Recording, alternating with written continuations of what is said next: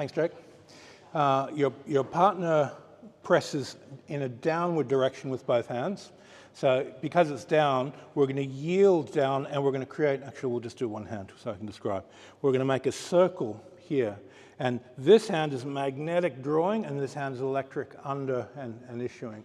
So I'm using the top of the rotation to capture the balance and the under part of the rotation to issue the force.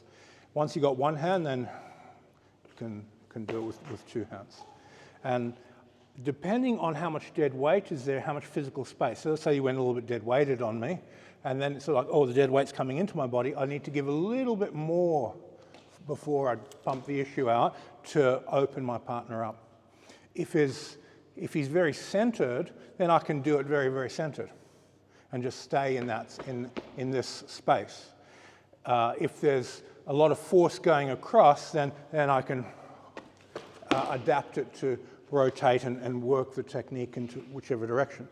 So we've got the spiral going this way. Now we spin that way and then reverse it the other direction. So if he's pulling more towards himself with his thumbs and rotating this way, then and you adapt these angles to find his center of his core. So here, the angles are this way. I yield to whatever the touch is. Now the touch is basically doing this in my body, so I'll move according to his direction. I want to pull on his touch of his direction. So if you touch me with one finger, wherever that is, now that's going that way, I'm going to yield in that direction. If he goes with his pinky under that way, then I've got to go with that direction and engage into his base. And if you can't feel your partner's feet, push back in so you can go, there's the feet, now pull on the feet with whatever technique you're going to use.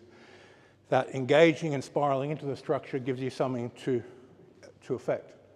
So it should be natural after a few hundred repetitions where you just touch the person's feet. There it is.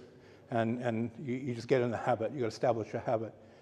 Now you'll notice if you've gone through my YouTube videos, I've said it hundreds of times, touch the base, touch the base.